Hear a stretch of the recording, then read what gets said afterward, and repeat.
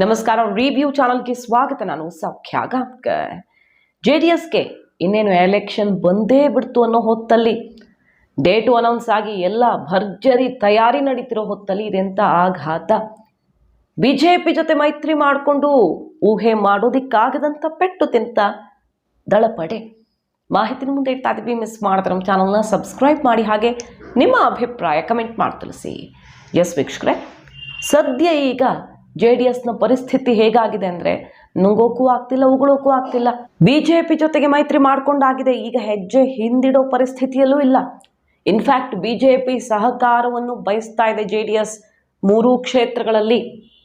ಮತ್ತೊಂದು ಕಡೆ BJP ಹೊರೆಯಾಗಿಯೂ ಕಾಣಿಸ್ತಾ ಇದೆ. ಯಾಕಂದರೆ ಇಷ್ಟು ದಿನ ಆಯಿತು, ಬಹುತೇಕ BJP ಟಿಕೆಟ್ ಎಲ್ಲ ಅನೌನ್ಸ್ ಆಯಿತು, JDS ಅಭ್ಯರ್ಥಿಗಳನ್ನು ಘೋಷಣೆ ಮಾಡೋಕ್ಕಾಗ್ತಿಲ್ಲ ಕೊನೆ ಕ್ಷಣದವರೆಗೂ. ಯಾಕೆ? ಮೈತ್ರಿ ಕಗ್ಗಂಟಿನಿಂದಾಗಿ. ಕ್ಷೇತ್ರನೇ ತಲೆನೋವಾಗಿ ಉಳ್ಕೊಂಡಿತ್ತಲ್ಲ. ಕೋಲಾರ ಮೊನ್ನೆ ತನಕ ಕುಮಾರಸ್ವಾಮಿ ಅವರು ಬಾಯ್ ಓಪನ್ ಮಾಡಿ ಈ ಥರದ್ದೊಂದು ಮಾತಾಡೋ ತನಕ, 2 ಕ್ಷೇತ್ರಕ್ಕೆ ಬೇಕಿತ್ತ ನಮಗೆ ಮೈತ್ರಿ ಅಂತ ಸೆಡ್ ಹೊಡೆಯೋ ತನಕ ಕೋಲಾರ ಫೈನಲ್ ಆಗಲಿಲ್ಲ. ಈಗಲೂ ಮುನಿಸ್ವಾಮಿ ಅವರು ನಡ್ಡಾ ಅವ್ರನ್ನ ಭೇಟಿ ಮಾಡಿ ಹೈಕಮಾಂಡ್ ನಾಯಕರ ಜೊತೆ ಮಾತುಕತೆ ಮಾಡ್ಕೊಂಡು ಬಂದರು, ಅಲ್ಲಿ ತನಕ ನಡೀತಾ ಇದೆ. ಸೊ ಕೊನೆ ಕ್ಷಣದವರೆಗೂ JDSಗೆ ಪ್ರಚಾರ ಶುರು ಮಾಡೋದಿರಲಿ, ಅಭ್ಯರ್ಥಿ ಘೋಷಣೆ ಮಾಡೋಕ್ಕಾಗ್ತಿಲ್ಲ. ನಿಖಿಲ್ ಕುಮಾರಸ್ವಾಮಿ ನಿಲ್ಲಿಸೋಣ ಅಂದರೆ ಹೈಕಮಾಂಡ್ ಬೇಡ ಅಂತಿದೆ, BJP ಅವರು ಬೇಡ ಅಂತಿದ್ದಾರೆ. ಕುಮಾರಸ್ವಾಮಿಯವರೇ ನಿಲ್ಲಿ ಅಂತ ಒತ್ತಡ ಹಾಕಿ ಈಗ ಅಂತಿಮ ಮಾಡಿದ್ದಾರೆ. ಹಾಗಾಗಿ ಅಭ್ಯರ್ಥಿ ಆಯ್ಕೆಯಲ್ಲೂ BJP ಕೈಯ ಆಡಿಸಿರೋದ್ರಿಂದ JDSಗೆ ಇನ್ನೂ ಏನು ಸಮರಾಭ್ಯಾಸ ಮಾಡೋದಿರಲಿ, ಶಸ್ತ್ರ ಕೈಗೆತ್ಕೊಳ್ಳೋಕೆ ಆಗದಂಥ ಪರಿಸ್ಥಿತಿಗೆ ಬಂದು ನಿಂತಿದೆ. ಭದ್ರಕೋಟೆ, ಬೆಂಗಳೂರು ಗ್ರಾಮಾಂತರ, ಮಂಡ್ಯ, ಹಾಸನ, ಕೋಲಾರ, ಇಲ್ಲೆಲ್ಲ JDSನ ಪರಿಸ್ಥಿತಿ ಹೇಗಿದೆ ಇವತ್ತು ಅಂತ ನೋಡಿದ್ರೆ ಏನು ಮಾಡಿದ್ರೂ ಕಷ್ಟ ಅನ್ನೋ ಥರ. ಬೆಂಗಳೂರು ಗ್ರಾಮಾಂತರ ಏನೋ BJPನೇ ಅಭ್ಯರ್ಥಿ ಹಾಕಿಬಿಟ್ಟಿದೆ JDSನ ಬಲದೊಂದಿಗೆ, ಅಲ್ಲಿ ಸ್ವಲ್ಪ ಚಿತ್ರಣ ಬೇರೆ ಥರ ಇದೆ ಅಂದ್ಕೊಳ್ಳಿ. ಆದರೆ ಮಂಡ್ಯದಲ್ಲಿ ನೋಡಿ, ಈಗ ಸುಮಲತಾ ಅವ್ರು ನಮ್ಮ ಅಕ್ಕ ಅಂತಿದ್ದಾರೆ ಕುಮಾರಸ್ವಾಮಿ ಅವರು.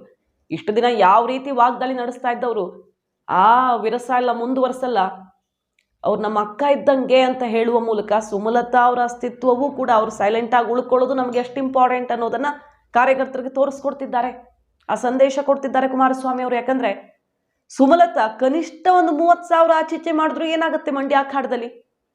30,000 ಮತಗಳು ಏನು ಬೇಕಾದರೂ ಆಗ್ಬಹುದು ಅಲ್ಲಿ ರಿಸಲ್ಟ್. ಯಾಕಂದರೆ ಸ್ಟಾರ್ ಚಂದ್ರು ಅಬ್ಬರ ಆಗಿದೆ. ಸ್ವತಃ ಕುಮಾರಸ್ವಾಮಿ ಅವರೇ ಸ್ಪರ್ಧೆ ಮಾಡಿದ್ರು ಕೂಡ ಕೇಕ್ ವಾಕ್ ಅನ್ನೋ ಥರ ಏನಿಲ್ಲ, ಆರಾಮಾಗಿ ಕಣ್ಮುಚ್ಕೊಂಡು ಗೆದ್ದುಬಿಡ್ತಾರಪ್ಪ ಅನ್ನೋ ಪರಿಸ್ಥಿತಿಯೇ ಇಲ್ಲ. ಕಾಂಗ್ರೆಸ್ ಪ್ರತಿಷ್ಠೆ ಆಗ್ತಕೊಂಡಿದೆ. ಚಲುವರಾಯಸ್ವಾಮಿ, DK ಶಿವಕುಮಾರ್, ಸ್ಟಾರ್ ಚಂದ್ರು ಅವರ ಅಬ್ಬರ, ಹಣಬಲ, ಜನಬಲ ಎಲ್ಲ ಒಗ್ಗೂಡ್ಬಿಟ್ಟಿದೆ ಅಲ್ಲಿ. ಸೊ ಕುಮಾರಸ್ವಾಮಿ ಅವರಿಗೆ ಕಷ್ಟ ಅಂತೂ ಇದೆ. ಮಂಡ್ಯ ಸವಾಲಿದೆ, ಏನು ಬೇಕಾದರೂ ಆಗ್ಬೋದು ರಿಸಲ್ಟ್. ಇದ್ರ ನಡುವೆ ಆಪರೇಷನ್ HDK ಆಪ್ತರು, ಒಳ್ಳೆ ಮಾತುಗಾರರು, ಅಲ್ಲಿ ಸಂಘಟನೆ ಮಾಡ್ತಿದ್ದವರು, ಅಂಥವರನ್ನೇ ಕಾಂಗ್ರೆಸ್ ಕರ್ಕೊಂಡ್ಬಿಟ್ಟಿದೆ. ಸೀನಿಯರ್ಸನ್ನೇ ಒಳ್ಳೊಳ್ಳೆ ನಾಯಕರನ್ನ ಮಂಡ್ಯದಲ್ಲಿ ಆಪರೇಟ್ ಮಾಡಿಬಿಟ್ಟಿದೆ. MLCಗಳನ್ನ, ಮಾಜಿ MLCಗಳನ್ನೆಲ್ಲ ನೋಡಿದ್ದೀವಿ. ಹಾಗಾಗಿ ಮಂಡ್ಯ ಟೆನ್ಷನ್ ಆಗುಳಿತಾ. ಮಂಡ್ಯದಲ್ಲೂ BJP ಬಲವನ್ನು ನಿರೀಕ್ಷೆ ಮಾಡ್ಕೊಂಡು ಕೂರಂಗಾಗಿದೆ. ಇನ್ಫ್ಯಾಕ್ಟ್ ಭದ್ರಕೋಟೆ ಅವರದ್ದು, ಅಲ್ಲೂ BJP ಬಗ್ಗೆ ಟೆನ್ಷನ್. ಈ ಕಡೆ ಕೋಲಾರಕ್ಕೆ ಬಂದ್ರಂತೂ ಮುನಿಸ್ವಾಮಿ ಅವರು ಬಂಡಾಯ ಸ್ಪರ್ಧೆಗೆ ರೆಡಿನೇ ಮಾಡ್ಕೊಂಡು ಬಿಟ್ಟಿದ್ದಾರೆ. ಈಗ ಹೈಕಮಾಂಡ್ ಮನವೊಲಿಸ್ತೀವಿ ಅಂತ ಹೇಳಿರೋದು ಏನಾಗುತ್ತೆ ಗೊತ್ತಿಲ್ಲ, ಒಳ ಏಟು ಕೊಡುವಂಥ ಚಾನ್ಸ್ ಅಂತೂ ಇದ್ದೇ ಇರುತ್ತೆ. ಬಂಡಾಯ ಸ್ಪರ್ಧೆ ಮಾಡದೇ ಇದ್ರೂ ಕೂಡ ಕೋಲಾರದಲ್ಲಿ BJPಗೂ ಒಳ್ಳೆ ಬಲ ಇದೆ. ಅಲ್ಲಿ BJP MPನೇ ಅಲ್ವಾ ಇರೋದು. JDS ಸಂಪೂರ್ಣವಾಗಿ ನಾವು ಸ್ವಂತ ಬಲದ ಮೇಲೆ BJP ಸಹಾಯನೇ ಇಲ್ಲದೆ ಗೆದ್ದು ಬಿಡ್ತೀವಿ ಅನ್ನೋ ಪರಿಸ್ಥಿತಿ ಅಲ್ಲೂ ಇಲ್ಲ. ಸೊ ಕೋಲಾರದಲ್ಲೂ BJPನೇ ಹೆಚ್ಚಿಕೊಂಡಿದೆ.